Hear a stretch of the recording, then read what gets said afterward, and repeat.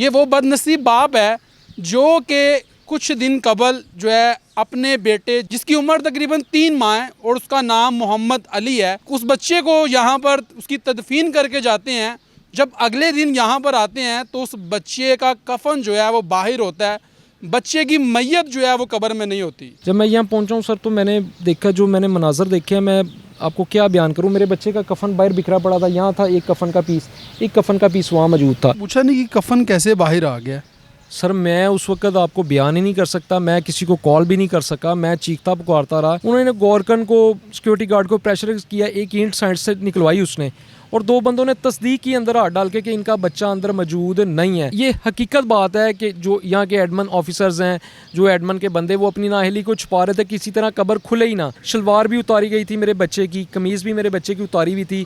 जो उसके सूट की सिचुएशन या कफन की सिचुएशन थी, वो किसी जानवर का काम नहीं था सर, वो किसी इंसानी दरिंदे का काम था। मैंने कहा मेरा बच्चा जिस हाल में है, जिस कंडीशन में, यार मुझे ला के दे दो, मैं उसको कब्र में दफना दूं ताकि मेरे दिल को तसल्ली हो, कल को मैं यहाँ आ सकूं। अस्सलाम वालेकुम नाज़रीन, मैं हूँ आपके साथ आपका मेज़बान नईम भट्टी और आप देख रहे हैं देखो टीवी। नाज़रीन, आज का जो वाक़या है, यकीन करें इंतहाई दिल खराश और अफसोसनाक वाक़या है। मेरे साथ आप जिस शख्स को खड़े देख रहे हैं, ये वो बदनसीब बाप है जो कि कुछ दिन कबल जो है अपने बेटे जिसकी उम्र तकरीबन 3 माह है और उसका नाम मोहम्मद अली है, उस बच्चे को यहाँ पर उसकी तदफीन करके जाते हैं। जब अगले दिन यहाँ पर आते हैं तो उस बच्चे का कफन जो है वो बाहर होता है, बच्चे की मैयत जो है वो कब्र में नहीं होती। ये सारा वाक़या क्या है, इससे पहले भी यहाँ पर बहुत सारे ऐसे वाक़यात रूनुमा हुए हैं। सारी कहानी इन्हीं की ज़ुबानी जानते हैं कि बच्चा कैसे इस दुनिया फ़ानी से चला गया और इनको कैसे पता चला इनका बच्चा जो है वो कब्र में मौजूद नहीं है। अस्सलाम वालेकुम। वालेकुम सलाम। क्या हाल चाल है? शुक्र अल्लाह का। अल्लाह पाक आपको सब्र जमील अता करे। क्या हुआ था बच्चे को? सर मेरा बच्चा बीमार था, फोत हुआ, तो इतवार की रात 12:30 बजे तकरीबन हम उसको यहाँ पे दफना के गए हैं। ठीक है। तो नेक्स्ट पीर वाले दिन मैं नहीं आ सका, मंगल वाले दिन सेम टाइम मैं 3-3:30 बजे असर से पहले मैं आया हूँ। जब मैं यहाँ पहुँचा हूँ सर तो मैंने देखा, जो मैंने मनाजर देखे हैं, मैं आपको क्या बयान करूँ। मेरे बच्चे का कफन बाहर बिखरा पड़ा था, यहाँ था एक कफन का पीस वहाँ मौजूद था। मैं परेशान हुआ, परेशानी की हालत में मैंने शोर मचाना शुरू किया। यहाँ पास ही गोरकन सारे बैठे होते हैं, ये दरबार पीछे बन रहा है, उस पर मौजूद थे, काम कर रहे। वो मेरी एक आवाज़ पे दौड़े चले आए। उन्हें आके जब सिचुएशन देखी, कफन जहाँ पड़ा था, उनमें से एक शख्स ने ना कफन उठा के कब्र के अंदर रखा और मुझे उसने बड़ी तसल्लियाँ दी कि भाई वहम ना कर, तेरा बेटा अंदर है। मैंने कहा यार हाथ मार के देख ले, मेरा बेटा कब्र के अंदर होगा कि नहीं। उसने कहा यार हमें इजाज़त नहीं है कि कब्र के अंदर हाथ मारने की, लेकिन आपका बेटा अंदर है, आप वहम ना करें, बेफिक्र हो जाए। उन्होंने फ़ौरन ही, दरबार का काम हो रहा था, मसाला वगैरह जो भी उनका बना होता है, मटीरियल रेडी था, उन्होंने कब्र के ऊपर डाला और कब्र को प्लेन कर दिया। आपने उनसे पूछा नहीं कि कफन कैसे बाहर आ गया? सर मैं उस वक्त आपको बयान ही नहीं कर सकता, मैं किसी को कॉल भी नहीं कर सका, मैं चीखता पुकारता रहा। जब मुझे थोड़ा सा मैं रिलैक्स हुआ तो मैं उनसे पहला सवाल ये किया कि जो कब्र जिस शख्स ने बनाई है उस बंदे को यहाँ बुलाओ मेरे पास, क्योंकि गैर जिम्मेदारी थी। उसको मैंने पे भी किया सारा कुछ, जो सरकारी फ़ीस है उसके अलग भी मैंने उसको 5000 दिए, लेकिन उसने गैर जिम्मेदारी का मुजाहरा किया। जब बच्चे की मैंने तदफीन की ना, मैंने उसको कहा कि भाई इसको अच्छे से लेप कर देना, इसको पक्का कर देना। पक्की कब्र एक होती है, एक लेप कर देते हैं, मजबूत कर देते हैं। तो सर उसने वो भी नहीं की कब्र, तो मैं परेशान था। मैंने उसको जब कॉल की, उतनी देर में मैंने अपने भाई को भी एक कॉल की, मेरा भाई भी आ गया, मैंने 15 पे भी कॉल की, पुलिस वाले भी आ गए। उससे पहले जो कब्र उन्होंने पक्की की थी, मेरे भाई ने प्रेशराइज़ किया। मेरे भाई ने जब मुझे पूछा ना कि क्या हुआ, मैंने कहा मेरा बच्चा अंदर मौजूद नहीं है।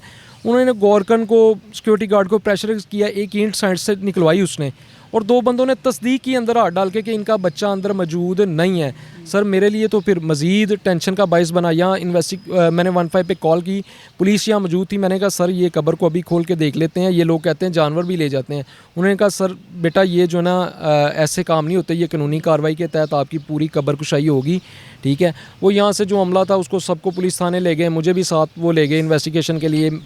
जब उन्होंने मुझे इन्वेस्टिगेशन टीम के साथ मिलाया, उन्होंने मेरी सारी बात सुनी, फिर वो मुझे लेके गए, जज के सामने पेश करवाया, उधर से अप्रूवल ली, रिटर्न लिखवा के लाए। वो मेरे साथ पल पल मेरे साथ रहे, उन्होंने मेरी बड़ी फेवर की, ठीक है। तो सर जब कब्र कुशाई हुई तो उससे पहले जो यहाँ का अमला था मियानी साहब कब्रस्तान का, वो मुझे कहते हैं कि बेटा ये पहले भी बड़े वाक़यात होते हैं, जानवर कब्र खोदता है, वो लाश निकाल के ले जाता है अपनी नाअहली छुपाने के लिए। ये हकीकत बात है कि जो यहाँ के एडमन ऑफिसर्स हैं, जो एडमन के बंदे, वो अपनी नाअहली को छुपा रहे थे, किसी तरह कब्र खुले ही ना। जैसे कब्र खुली, मैं अपने बेटे को बड़े प्यार से तदफीन करके लाया था, मैंने उसको शलवार कमीज़ पहनाई, फिर उसके ऊपर कफन पहनाया। तो जब वो सारा कुछ देखा, मैंने भी अपनी आंखों से देखा कफन की सिचुएशन। शलवार भी उतारी गई थी मेरे बच्चे की, कमीज़ भी मेरे बच्चे की उतारी हुई थी, और वो कब्र के अंदर मौजूद था, ठीक है। और उसकी जो उसके सूट की सिचुएशन या कफन की सिचुएशन थी, वो किसी जानवर का काम नहीं था सर, वो किसी इंसानी दरिंदे का काम था जिसने वो बच्चा मेरा निकाला। अब मेरा बच्चा कहाँ पे है मुझे अभी तक नहीं पता चल सका कि मेरा बच्चा कहाँ है। मुझे कब्रस्तान इंतज़ामिया भी कह रही है हम ढूंढ रहे हैं, ये कर रहे हैं, वो कर रहे हैं। देखिए इतवार वाले दिन बच्चा दफनाया, आज हफ्ते का दिन हो गया, अभी तक मेरे बच्चे की कोई एक पार्ट्स मिले। मैंने कहा मेरा बच्चा जिस हाल में है, जिस कंडीशन में है यार, मुझे ला के दे दो, मैं उसको कब्र में दफना दूँ ताकि मेरे दिल को तसल्ली हो, कल को मैं यहाँ आ सकूँ अपने बच्चे की कब्र पे फातिहा। अब कब्र देखिए माशाल्लाह कितनी खूबसूरत कर दी है इंतज़ामिया ने। मेरे लिए तो ये कोई फ़ायदा नहीं, मेरे बच्चे की कब्र सोने की भी बना देंगे ना, तो मैं यहाँ खड़े होकर फातिहा नहीं पढ़ सकता। क्यों? मुझे यकीन है मेरा बच्चा कब्र के अंदर मौजूद ही नहीं है। एडमिन थे, उनसे आपने एक सवाल नहीं किया? उनसे मैंने सवाल किया, मैंने कहा सर ये मुझे बताएं, ये जो कफन की हालत है ये जानवर की है किसी की? उन्होंने मुझे कहा नहीं, ये जानवर की नहीं है, किसी इंसान ने निकाला। उन्होंने भी तस्दीक की, जो इन्वेस्टिगेशन टीम थी उन्होंने उनको बशीर साहब को कहा कि बशीर साहब ये किसी जानवर का काम नहीं है, ये किसी इंसान का काम है, दरिंदे का काम है जिसने ये बच्चा निकाला है। गहराई कितनी थी? सर 1.25 फुट होगी, इससे तो ज़्यादा। 2.5 फुट होती है तकरीबन। सर यही तो मेरा इनसे सवाल है कि सर बच्चा, अगर आप मुझे कहते हैं बच्चा इनसिक्योर है, तो आप उसकी गहराई क्यों नहीं ज़्यादा रखते? आप सर उसकी गहराई ज़्यादा रखें, ना कोई उसको जानवर निकाले, ना कोई दरिंदा उसको निकाले, ताकि उसकी फिर आपको SOPs का पता है।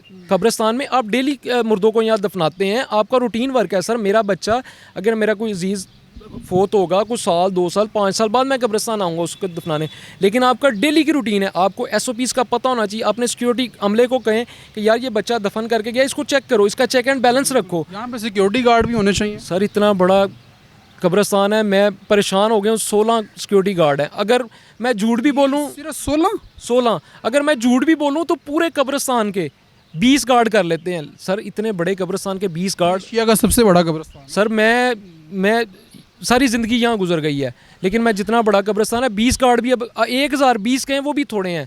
सर ना कोई इसका जंगला है, ना कोई मेन दरवाज़ा है। यहाँ आप देखेंगे छोटे छोटे दरवाजे हैं जहाँ से कोई मर्ज़ी कब्रिस्तान में घुस जाए, कोई चेक एंड बैलेंस नहीं है।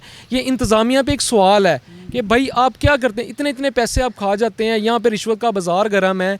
मैं 5000 जिस शख्स को दिया, मुझे तो आज पता चला कि उसकी मजदूरी भी उसने ली और काम के इतने पैसे लिए, उसके बावजूद भी मेरे बच्चे की कब्र सिक्योर नहीं है। तो इंतज़ामिया पे मेरा यही सवाल है कि भाई मुझे बताएं मैं क्या करूं, मेरा बच्चा तो निकल गया।